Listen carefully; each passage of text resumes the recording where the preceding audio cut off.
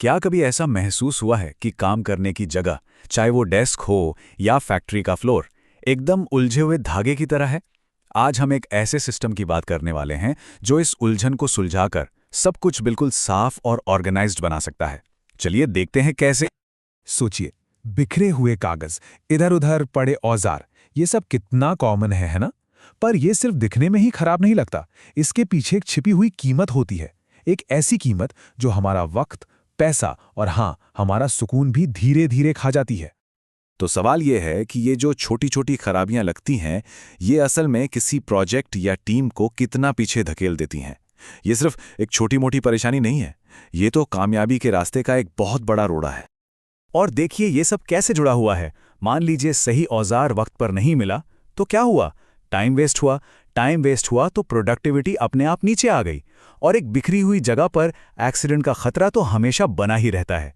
इसका नतीजा टीम का मोराल डाउन और काम की क्वालिटी पर सीधा असर। ये एक ऐसा विशिष्ट साइकिल है जिसे तोड़ना बहुत जरूरी है। तो सवाल है, इस चक्र को तोड़े कैसे? जवाब एक बहुत ही स्मार्ट टेस्टेड सिस्टम में है। चलिए आपका परिचय कराते हैं 5S मेथड से। तो ये है 5S, 5 स्टेप्स का एक जापानी सिस्टम। और इसे बनाया ही इसलिए गया है ताकि किसी भी वर्कप्लेस को बेहतर बनाया जा सके। और मजे की बात यह है कि ये जितना सिंपल दिखता है ना, इसका असर उतना ही पावरफुल होता है।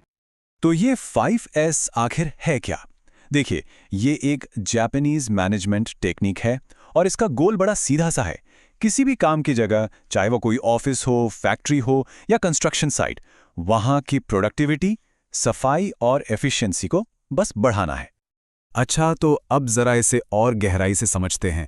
देखते हैं कि ये 5S असल में हैं क्या और ये काम कैसे करते हैं। पहला S है सॉर्ट, यानी सेरी। सीधा सा मतलब है, जो काम का है उसे रखो, बाकी सब हटा दो, सिंपल। दूसरा है सेट इन ऑर्डर, यानी सेटोन, मतलब हर जरूरी चीज की एक पक्की जगह हो ताकि उसे ढूंढने में टाइम वेस्ट ना हो। तीसरा है शाइन, यानी सेसो। इसका मतलब सिर्फ सफाई करना नहीं है, बल्कि रोज चेक करना कि सब कुछ अपनी जगह पर और सही हालत में है। चौथा है स्टैंडर्डाइज, यानी सेकेत्सु, मतलब जो अच्छी आदतें बनाई है ना, उनको नियम बना दो ताकि सब लोग एक ही तरीके से काम करें। और पांचवा और सबसे जरूरी, सस्टेन, यानी शित्सुके। इस डिसिप्लिन को अपने काम का, अपने कल्चर का हिस्सा बना लो, जो हमेशा के लिए टिक जाए। ठीक है, तो थियरी तो समझ में आ गई, लेकिन असली सवाल तो ये है कि इसे लागू कैसे किया जाए, है ना? चलिए अब इसके प्रैक्टिकल तरीकों की बात करते हैं। इसे लागू करने का प्रोसेस मान लीजिए 3 फेज का एक सफर है। सबसे पहला फेज है तैयारी। इसमें सबको इसके बारे में बताना, ट्रेनिंग देना और एक बढ़िया सा प्लान बनाना शामिल है। दूसरा फेज है एक्शन, मतलब अब असली काम शुरू, छटाई, ऑर्गेनाइजेशन और सफाई। और तीसरा और सबसे मुश्किल फेज है सस्टेन करना, यानी इसे एक बार करके भूल नहीं जाना, बल्कि रोज की आदत बनाना। और पता है, इसे आसान बनाने के लिए कुछ बहुत ही कमाल के तरीके हैं। जैसे सोचकर देखिए, एक शैडो बोर्ड जहां हर टूल की आउटलाइन बनी हो तो तुरंत पता चल जाता है कि क्या गायब है। या फिर कलर कोडिंग का इस्तेमाल, जिससे अलग अलग चीजें एक नज़र में ही पहचान में आ जाएं। और एक सिंपल सा रूल, काम के साथ सफाई। ये छोटी छोटी आदतें भी ना बहुत बड़ा फर्क लाती हैं। तो आखिर में सवाल ये उठता है कि ये सारी मेहनत करनी क्यों है?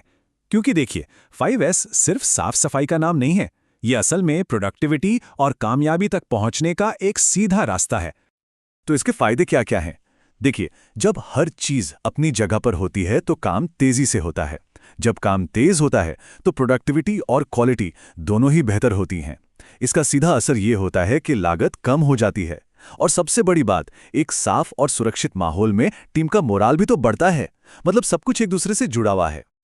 और ये बात पूरी कहानी को एकदम सही तरीके से बयां करती है।